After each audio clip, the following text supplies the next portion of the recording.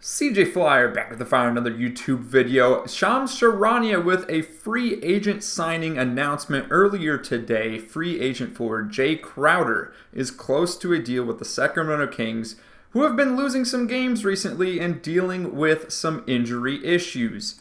If we go ahead and take a look at the Western Conference standings right now, you can see the Kings sitting there at 12th with an 8-win, 10-loss record, a losing record in the West. You're definitely not going to even be close to being towards the top, let alone the middle of the pack here. Now, of course, that same record, I just have to point out, would get you 7th in the East.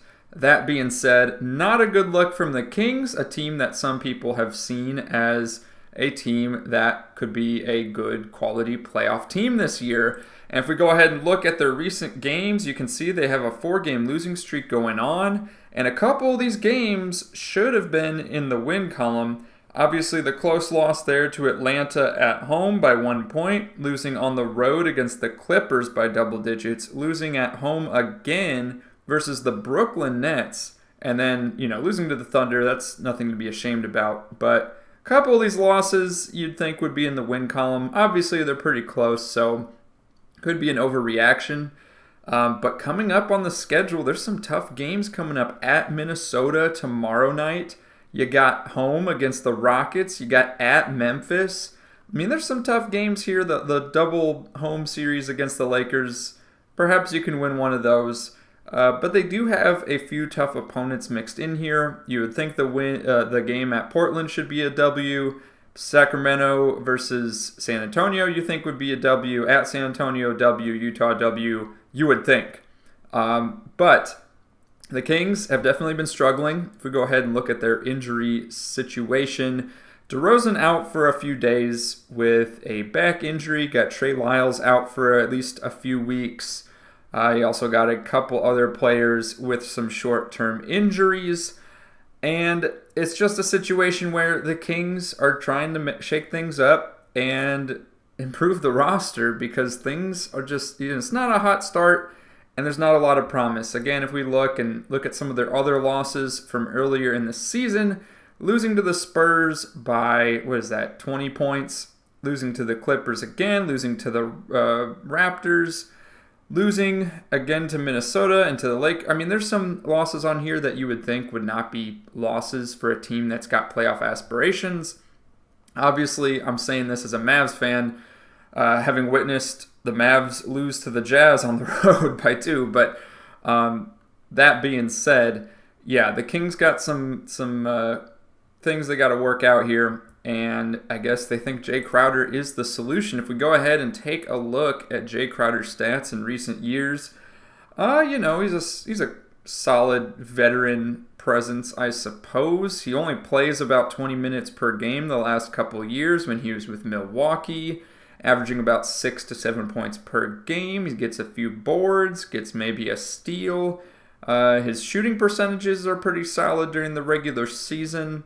If we look at the playoffs, though, where Milwaukee got swept the last couple years, I don't know. That 3-point percentage, he did not. Look at this. 4 games played, averaging 1.5 threes per game, did not make a single one. And then last year, 4 games played, this versus the Pacers, of course, when the Bucks had no Giannis, no Dame for all of the games. And was that a 4-game series? I thought that went to 5. But anyways, Jae Crowder only played 4 of the games. And look at that. 0.3 of... I mean, it's just... it's awful. It's awful. There's no other way to put it. Not great for the playoffs. He's had a decent role in the regular season. Decent performance as his, lesser role in the regular season, I should say. But playoffs... has not been looking so good ever since his tenure with the Phoenix Suns. So is Jae Crowder the answer to kind of help give a little boost to the Kings off the bench? We'll have to see. I don't really see this as a huge net positive. I think there's potential to improve the rotation, especially when you're dealing with injuries, but I just don't really see this as being that much of a difference maker. Could be wrong. Let me know what you think in the comments down below. Jae Crowder now, how old is he? He is 34 years old, so this is likely one of the last contracts he will get in the NBA. Yeah, interesting to see. Let me know what you think of the Kings. Anyone that's a Kings fan, please sound off in the comments down below. Would be curious to hear your take. Now, talking about NBA games, I'm actually recording this after the games already started today, which, sorry, a little bit behind, but we're still going to go ahead and give my predictions. Again, I'm not promoting, encouraging you use FanDuel Sportsbook. I'm not partner affiliated with any sports betting, sports gambling site. If you use one, use it responsibly. I'm just sharing my opinion. This is not betting advice, financial advice, whatever. So, yes, I predict the games every day. We record it in the spreadsheet. Yesterday, we were correct about, or as far as games where we aligned with the betting odds, we aligned with the betting odds in every single game except for the Mavs and Hawks. The betting odds had the Hawks favored by 3, and I bet, I was saying I think the Mavs will win, and Mavs ended up winning with a skeleton crew. There's an illness bug going on right now amongst the team, along with Clay having a foot injury, Luka with his injuries. So nice to see the Mavs get the win on the road. And then shout out to Jaden Ivey, former Purdue player on the Detroit Pistons, getting that game winner against the Raptors. That was pretty exciting to see.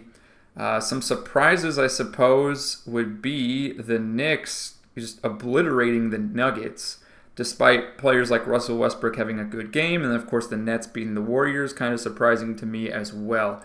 Going into tonight, I don't know what the scores are right now, and I don't actually know what the betting odds are at the moment. I would think the Bulls could take care of business on the road against Washington. I think the Bulls are like one step up versus the Wizards. Bucks versus Heat. I'm probably going to surprise some people, especially after the Heat took care of business against the Mavs at home.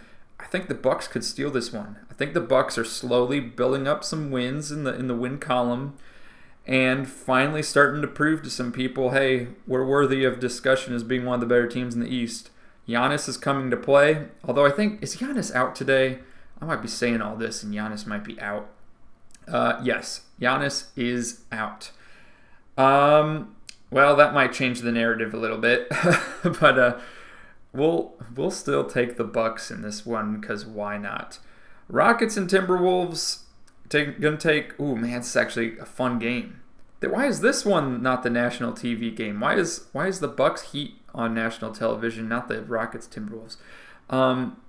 I could see the Rockets stealing this one on the road. Let's go ahead and give it to Houston.